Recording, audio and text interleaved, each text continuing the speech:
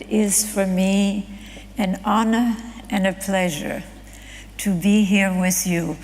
And I wanted to say something in Irish, which I understand means hello, and you'll tell me if I pronounce it right. Di Yev?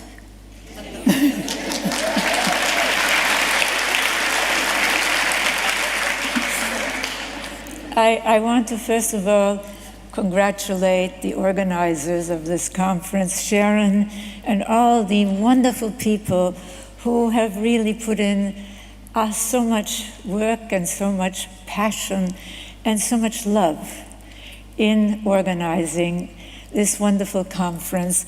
And I also want to thank them for inviting me. It really was, I was here listening to the other speakers and to the music. It really was worth crossing an ocean and a continent to be with you here today.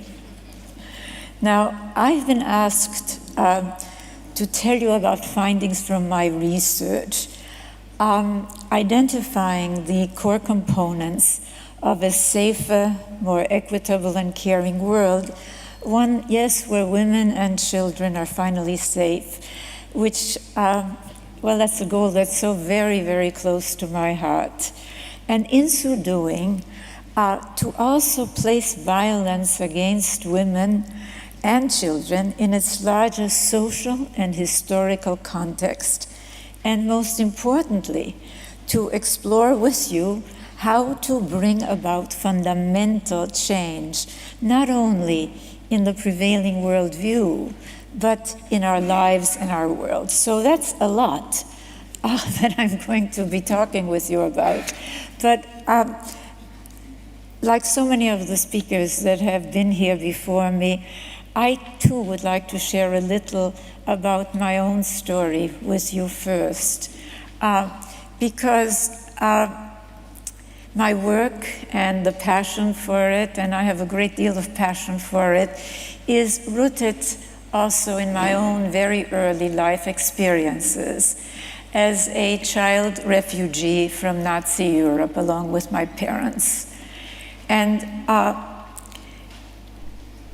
this really, we escaped by a hair's breadth.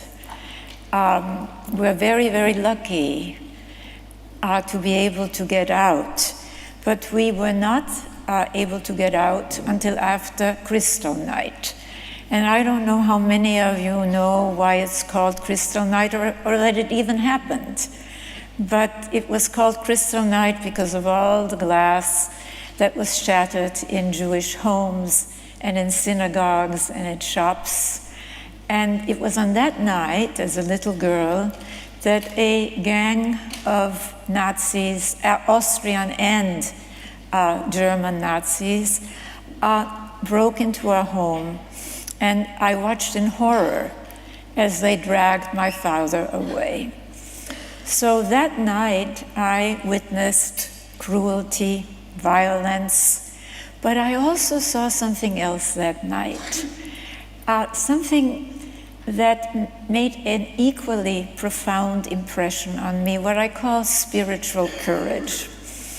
And my mother displayed this spiritual courage, the courage to stand up against injustice out of love.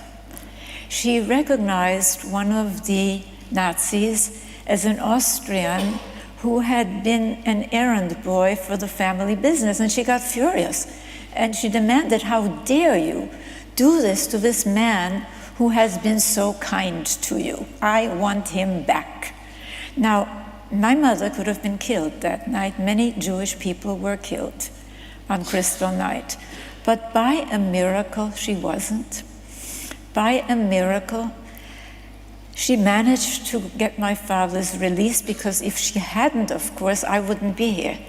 Because like so many other families, we would have stayed waiting, hoping that he would be released from a concentration camp. Of course, he never would have been, and we would have instead been taken to one. Some money did pass hands that night.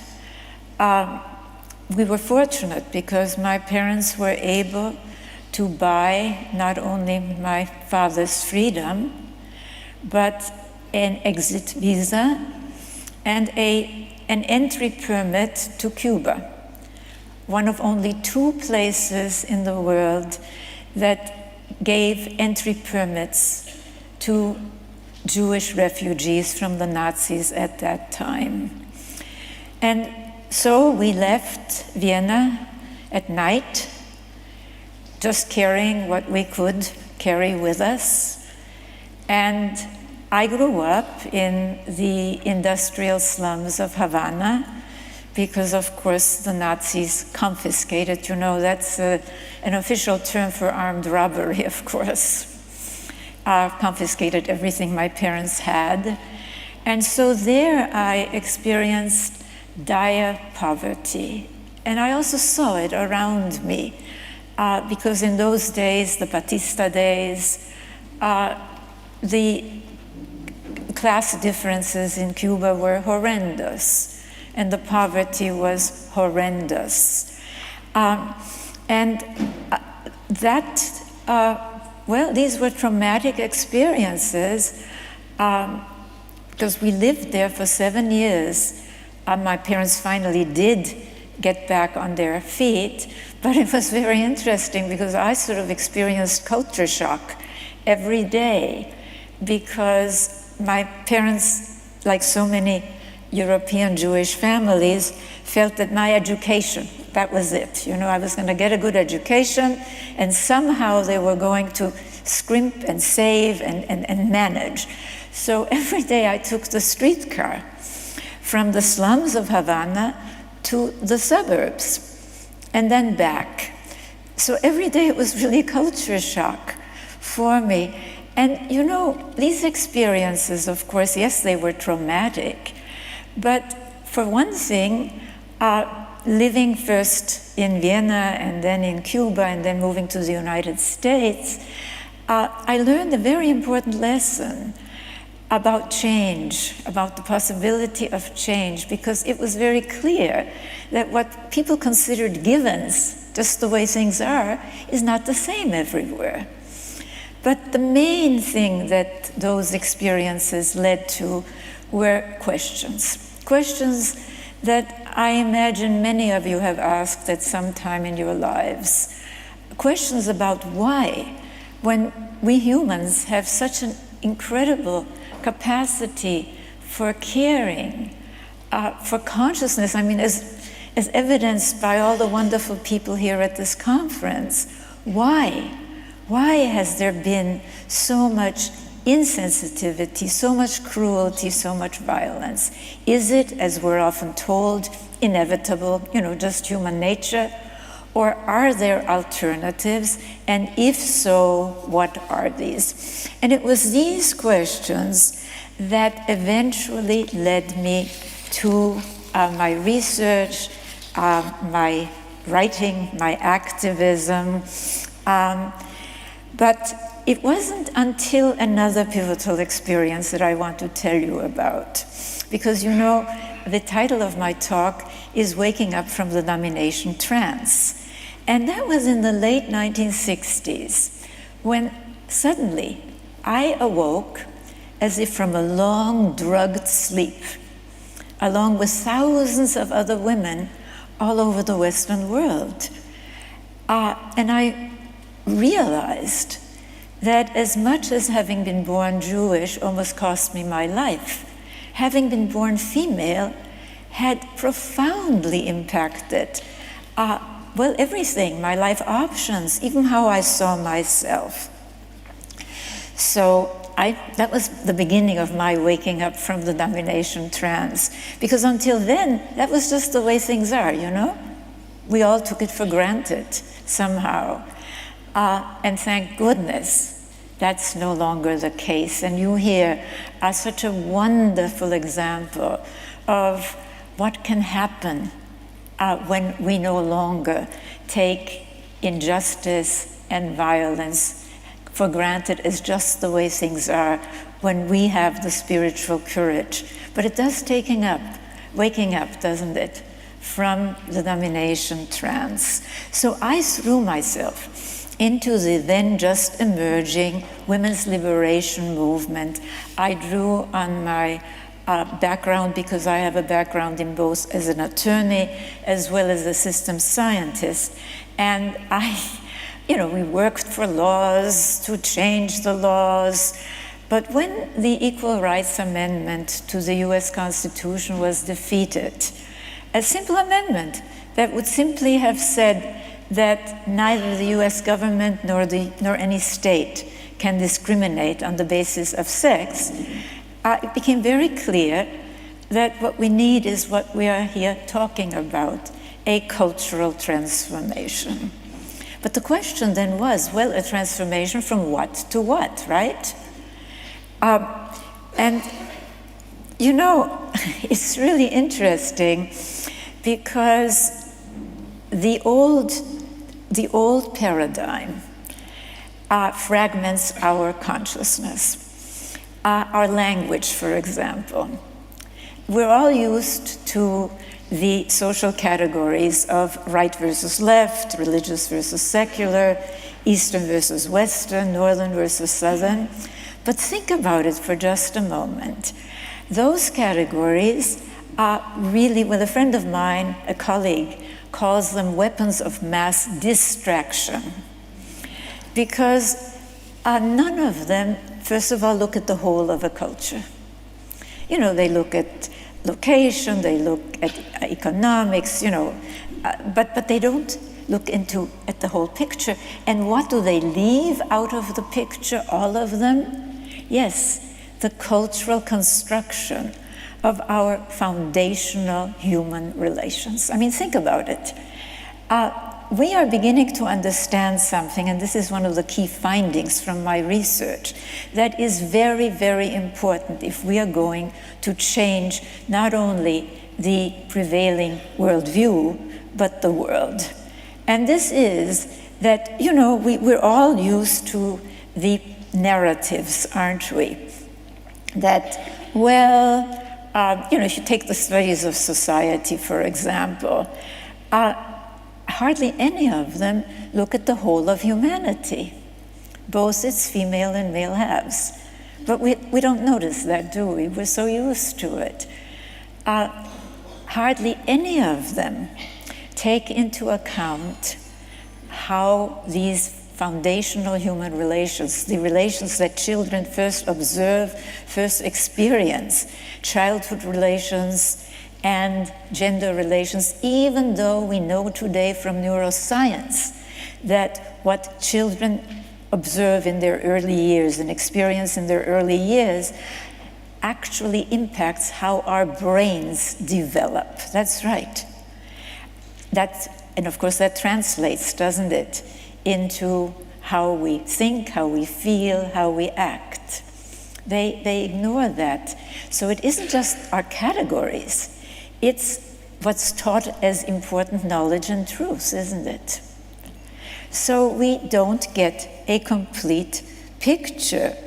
And one of the real problems, of course, which is why, again, the conventional social categories are useless if we're going to build that more equitable, caring, and safe future, is that if you really think about it, societies in every one of those conventional categories, rightist, leftist, religious, secular, Eastern, Western, Northern, Southern, etc., capitalist, socialist, have been violent, have been oppressive, have been inequitable, and yes, have despoiled our natural environment. So when I embarked on my study, my multidisciplinary cross-cultural study, to really animated by the questions of my childhood, I drew from a much larger database. As I said, unlike conventional studies, often aptly called the study of man, right? I drew from a database that takes into account the whole of humanity, both its female and male halves. Also, these studies really focus on what we might call the public sphere, politics, economics, religion, But they fail to take into account, as I said, the cultural construction of our foundational formative relations, the relations between the two basic forms of humanity, female and male, and between them and their daughters and sons. Well, the database that this study drew from actually looked at the whole of our lives, including not just politics and economics, but where we all live, in our family and other intimate relations.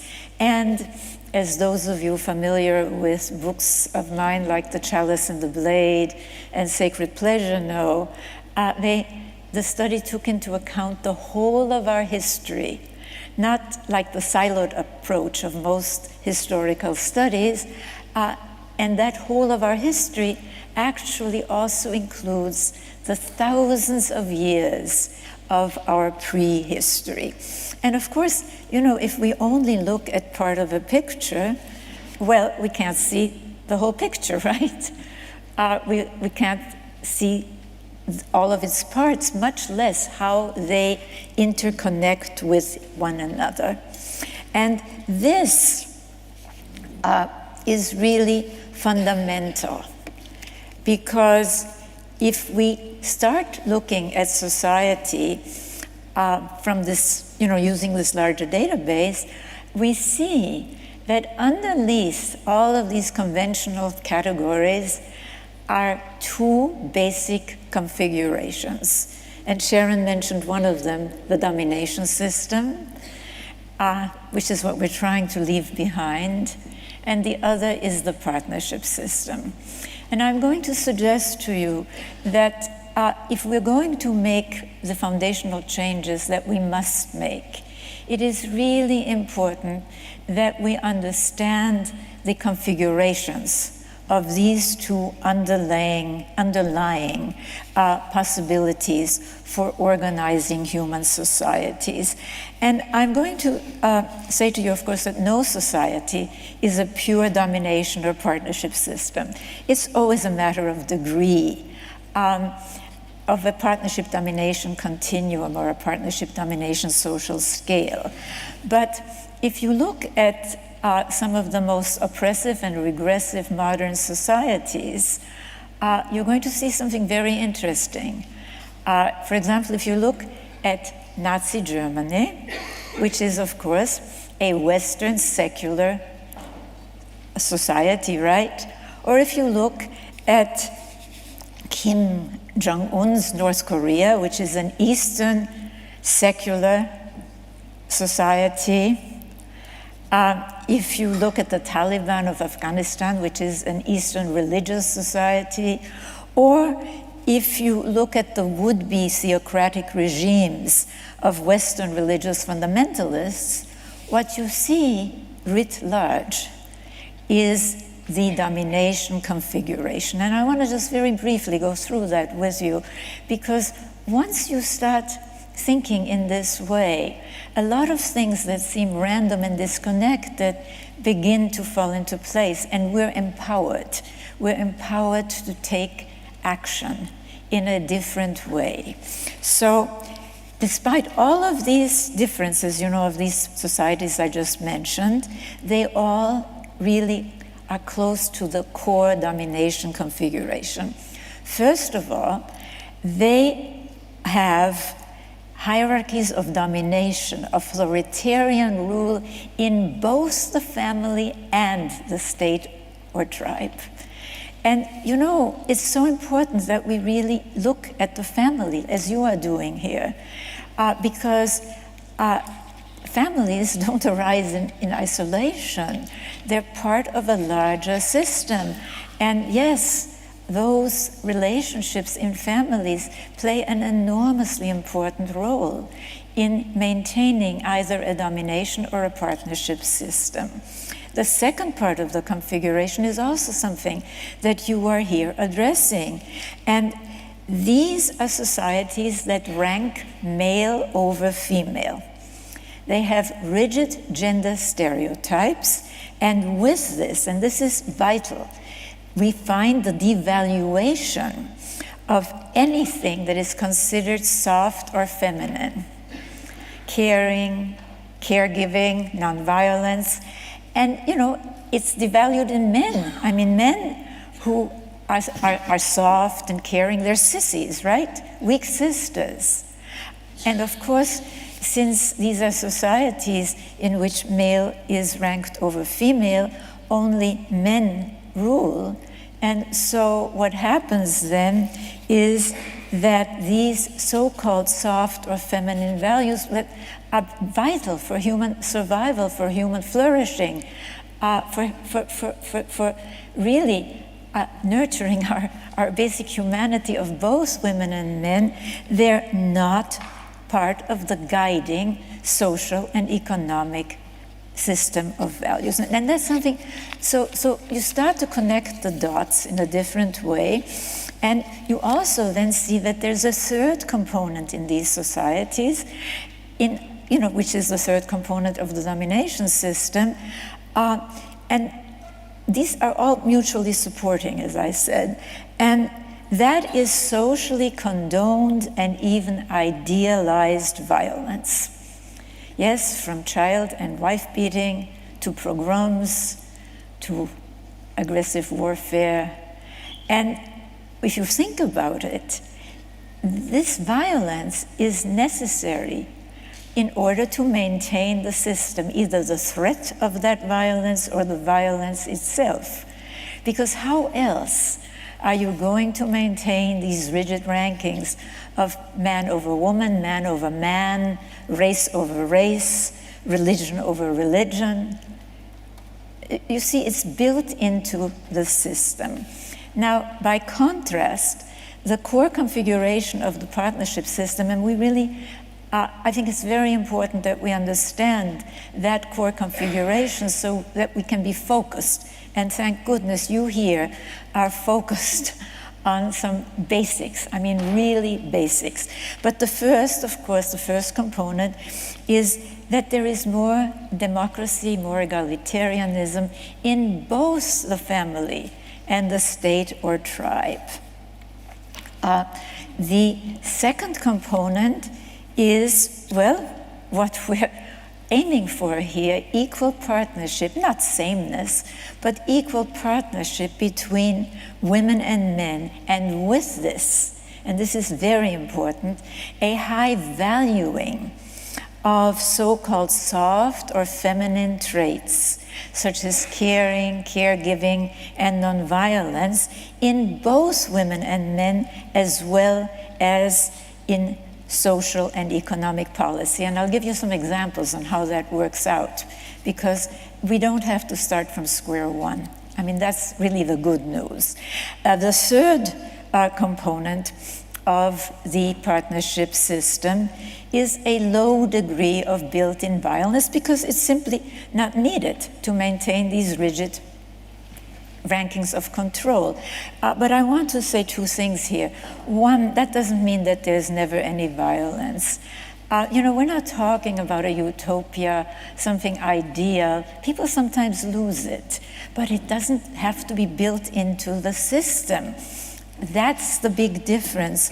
And I also want to say that there are actually some hierarchies in partnership systems, because, we need parents. Every society needs parents, needs teachers, needs managers, needs leaders, but there's a big difference. And again, I had to coin words, language, make a distinction between hierarchies of domination, and we all know those, and hierarchies of actualization, in which accountability, respect, benefit doesn't just flow from the bottom up, but both ways. Also from the parent is responsible, the teacher is responsible. Do you see what I'm saying?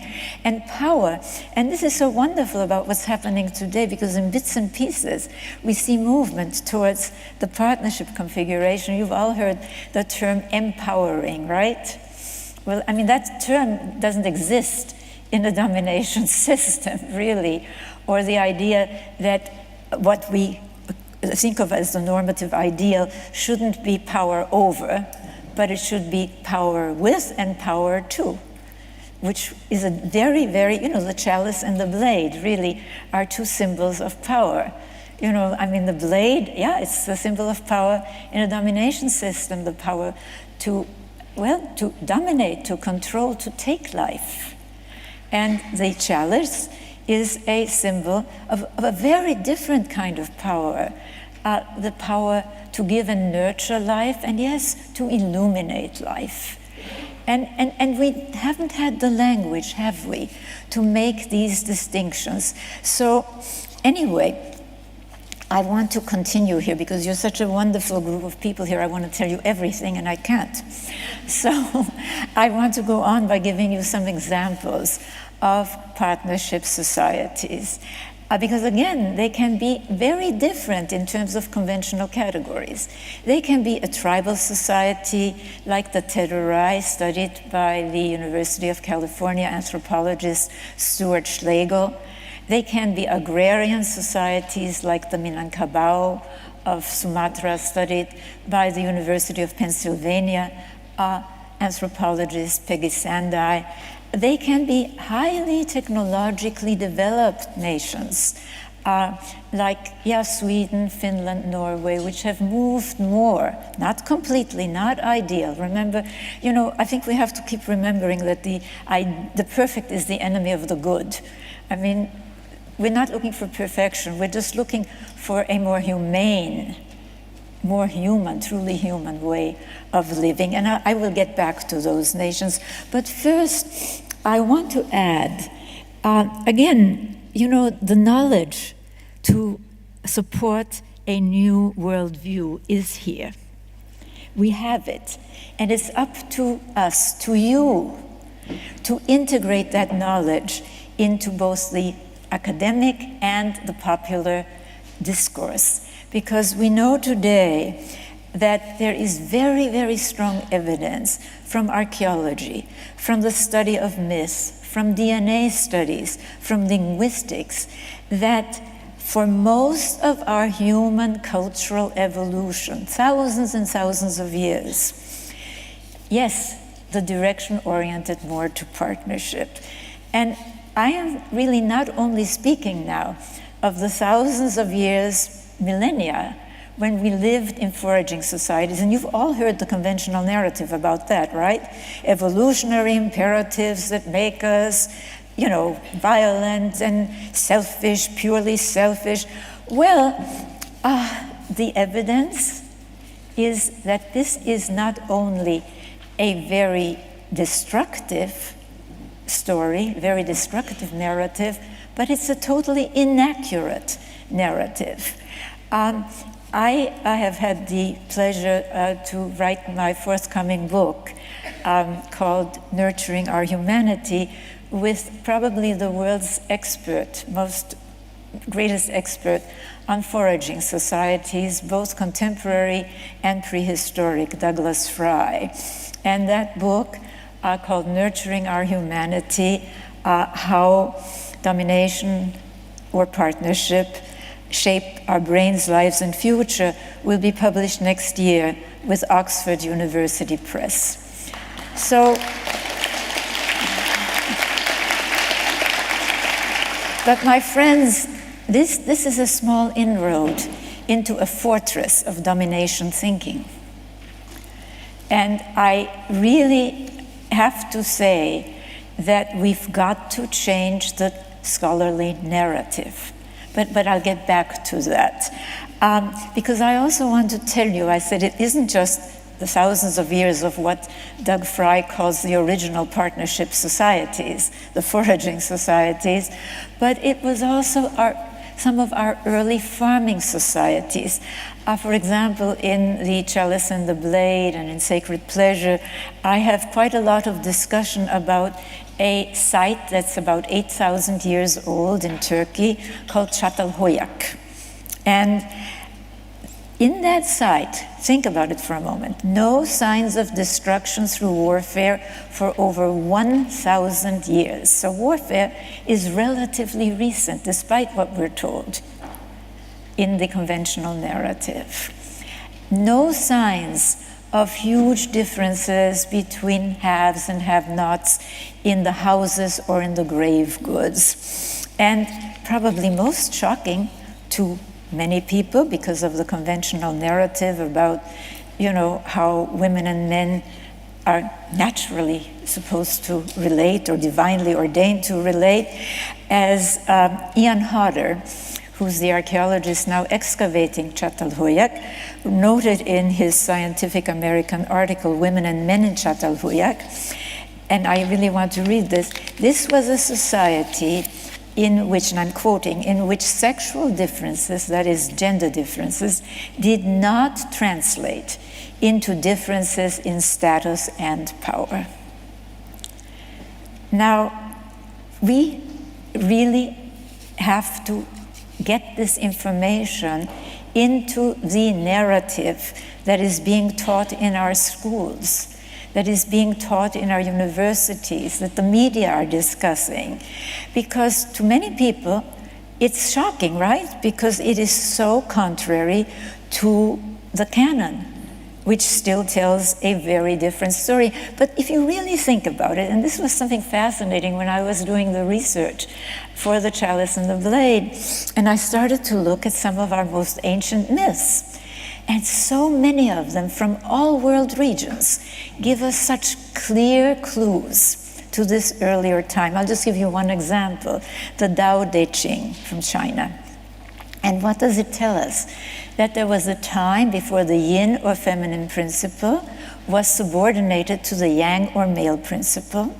It's very clearly states that this was a much more peaceful and equitable time, and it states in which the wisdom of the mother was still honored. You know all these pictures of these bearded old men? That's how wisdom, right? How we've been taught to think of wisdom. Women are supposed to be gossips, or, well, I don't even want to go there, but think of the fairy tales. The older women are witches or evil stepmothers, right? I mean, what are we teaching our children? What have we been teaching our children?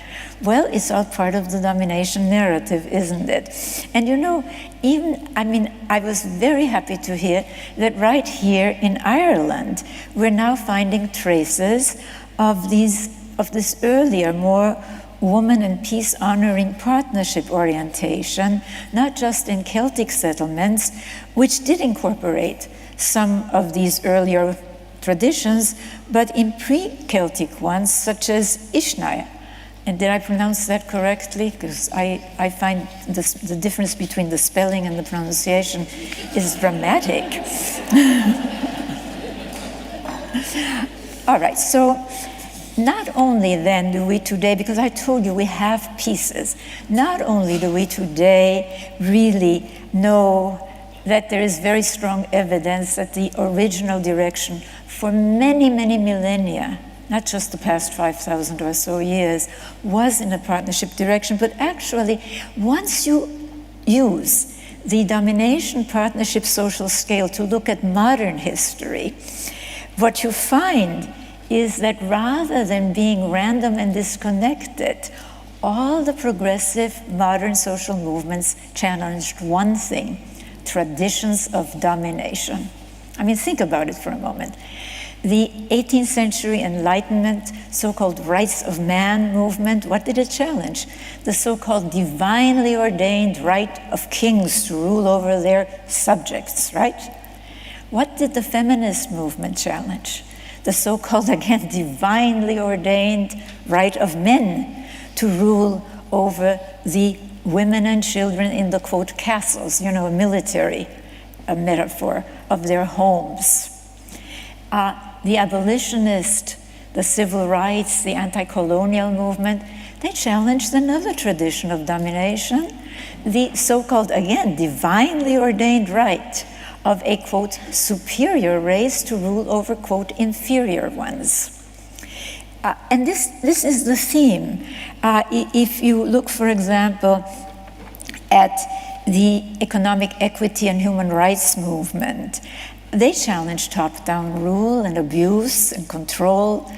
The peace movement, and yes, the movement that you are so directly engaged in, the movement to change traditions of violence against women and children, although sometimes it's against boys, you know, I mean, as we so movingly heard today, I was so moved by that story, as I know all of us are. Unfortunately, it happens. And it's really because of this sense of aggrieved entitlement that masculinity is taught to boys and men. But that's something that I'll maybe be able to touch in just a moment, because, well, I'll just say it now. Our old gender stereotypes rob both halves of humanity, women and men, of their full humanity. You know, women are robbed of our capacity for assertiveness, right? You know, we're wall breakers, I mean, witches, bitches. And men, yeah, you know, I mean, if they're soft or feminine, they're not, quote, real men. Well, so we rob men of part of their humanity, rob women of the capacity I mean, the fact that we're raising our voices now, that you are bringing these voices out here in Ireland, and that you're taking leadership, I mean, that is really very important in the movement towards the partnership world that we want to create. But to continue with the modern movements, even the environmental movement challenges the tradition of domination, our once hallowed conquest of nature, right?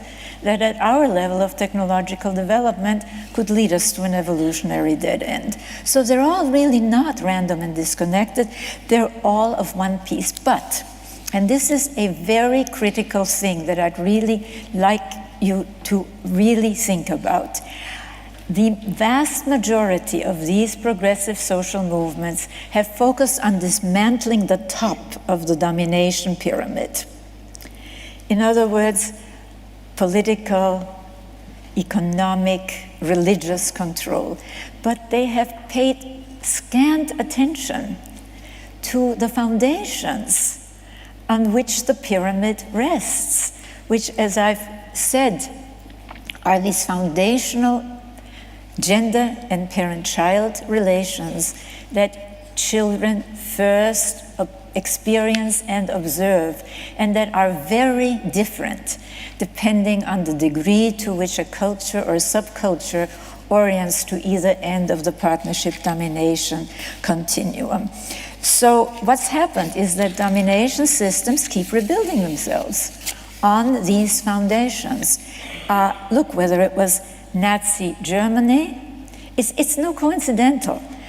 I mean, we have to start really connecting the dots, and of course we couldn't connect the dots because so many of the crucial dots, huge dots, were missing. But it's not coincidental that a top priority for the Nazis was getting women back into their, quote, traditional roles in a, quote, traditional family. I mean, that's code, isn't it? For a rigidly male-dominated, authoritarian family, where children observe that one kind of human is more valuable than another kind of human. And yes, a highly punitive family where they learn early on that it's very painful to question orders, no matter how brutal or unjust. So, and it's not coincidental that this was a focus, returning to the traditional family for Stalin. When he came into power, I mean, not that Lenin, I mean, they tried to sort of do something, but they didn't really enforce it. Nor is it coincidental that it's a major, major priority for fundamentalists of all stripes, Eastern or Western, which are really not religious fundamentalists, they're domination fundamentalists. Because look, they want to have top-down control, authoritarian control in both the family and the state.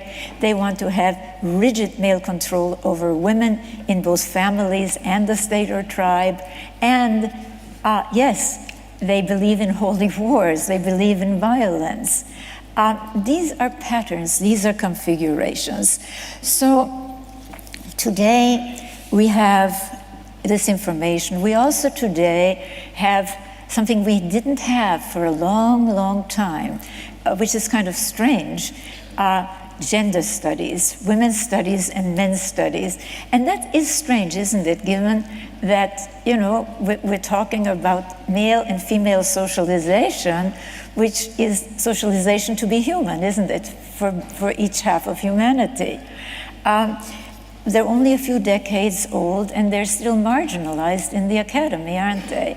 Neuroscience, what I've been mentioning to you, are these findings about the formative relations and how important these are in affecting nothing less than how our brains develop. That's also relatively new. So what I'm trying to say to you is that women and children together are the vast majority of humanity. And it's really very strange, if you look at it objectively, that so much of what we've been taught as knowledge and truth, or as important, has simply left this out. So let's really then make the difference. And this is what I want to close with, because I want to briefly talk to you about four cornerstones that we have to build if we are to have the foundations for that better future for women, children, and men. First is childhood. We know, as I've kept repeating to you, but I will say it once more, that we know from neuroscience that what children experience and observe in family and early relations directly impacts nothing less than how our brains develop, and that these experiences are shaped by the degree to which a family, as part of the larger subculture or culture, orients to either the domination or partnership side of the continuum. Now, it's logical that if family relations, my friends, are based on chronic violations of human rights, and children are taught that this is normal, this is even moral, right? That we really can't expect the majority of those people, thank goodness, some people who grow up with this say no. And that's another finding from neuroscience I want to just very briefly mention to you. This whole notion that we are wired, right, for aggression and for pure selfishness is absolute nonsense. Because what we're discovering is that actually we humans are wired for empathy.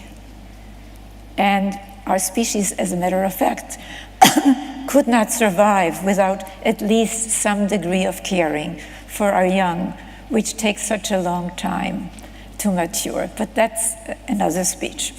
But I just wanted to mention that to you.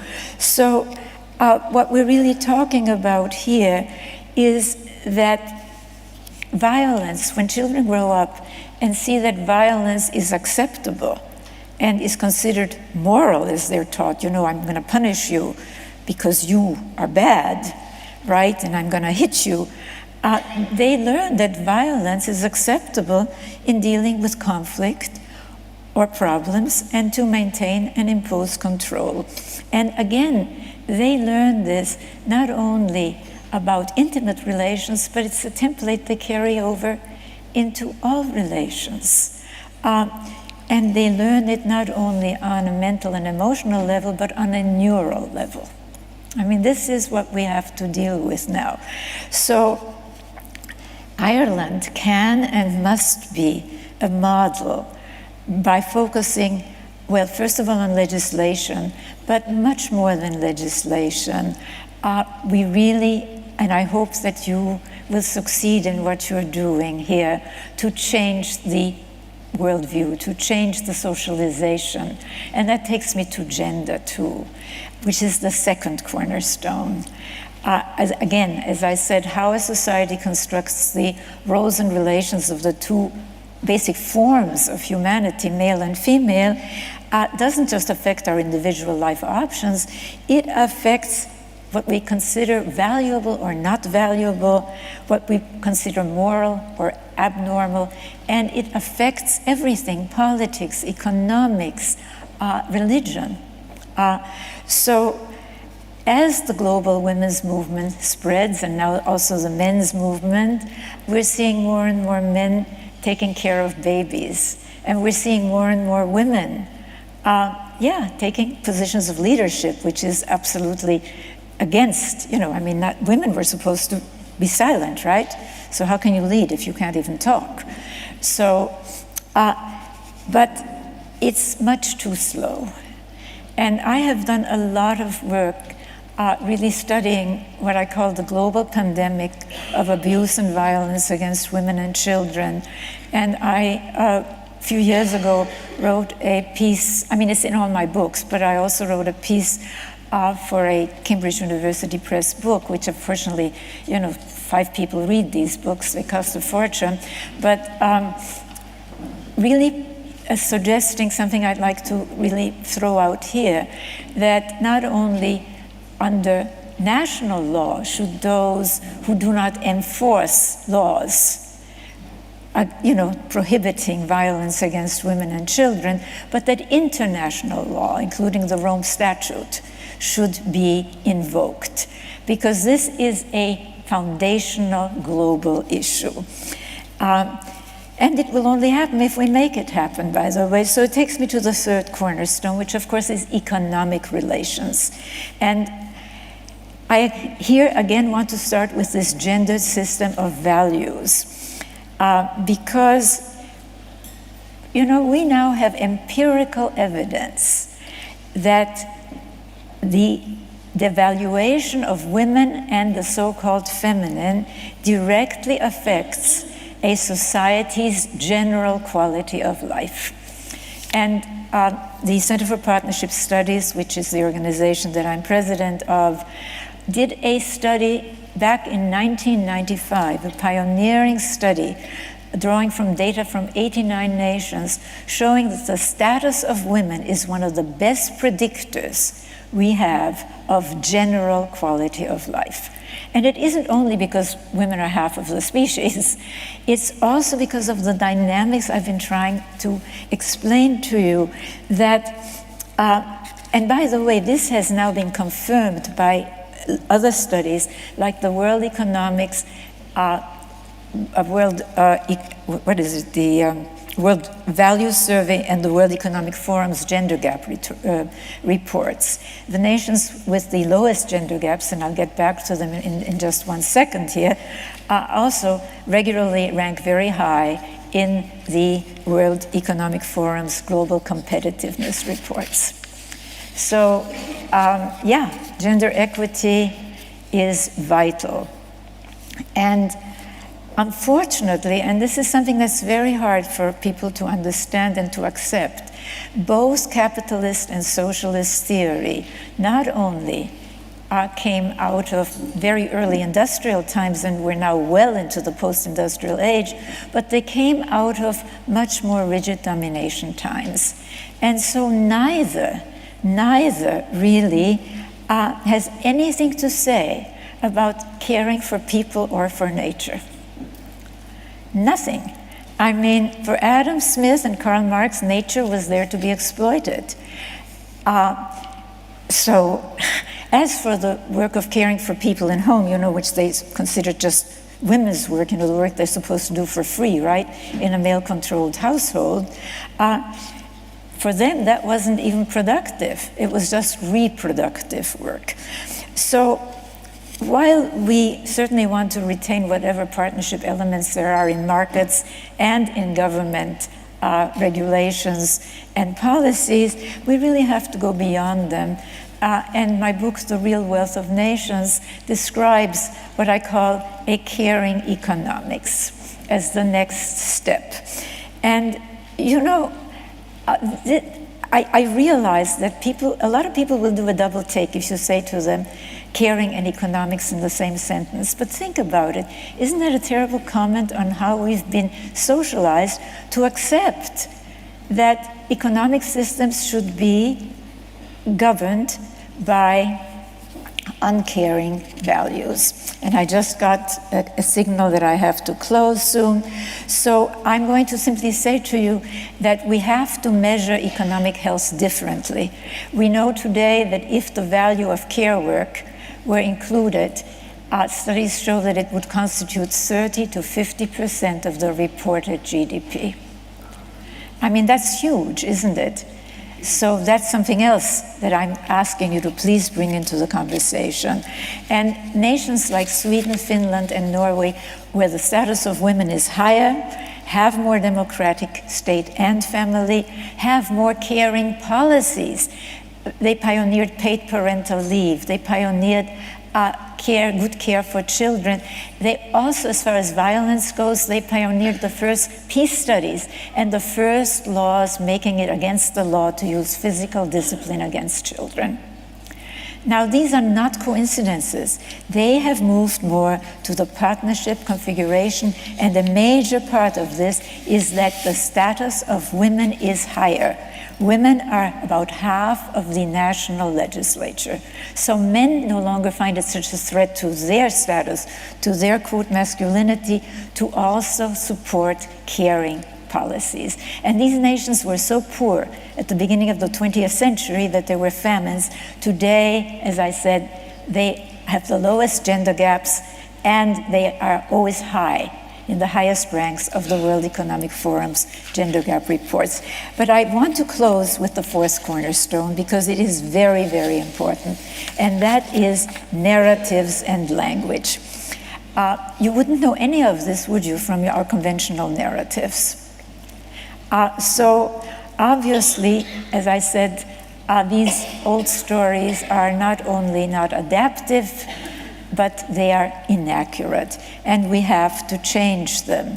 And as for language, consider what linguistic psychologists tell us, that language provides an almost unconsciously agreed on set of categories for experience and allows the speakers of that language to ignore experiences excluded by the common category system.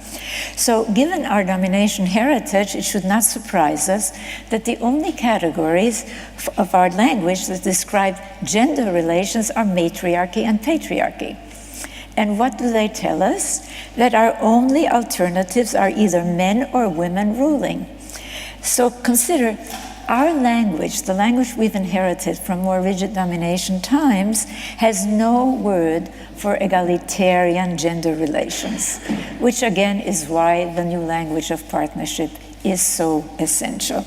Now, there's much more I'd like to share with you, but I want to close by saying, look, the real struggle for our future is not between East and West and North and South, or capitalism and socialism, or religion versus secularism, but within all of these sectors, between those who want to move towards the partnership side, even though they may still not use this language, and those trying to push us back and pull us back to the domination side.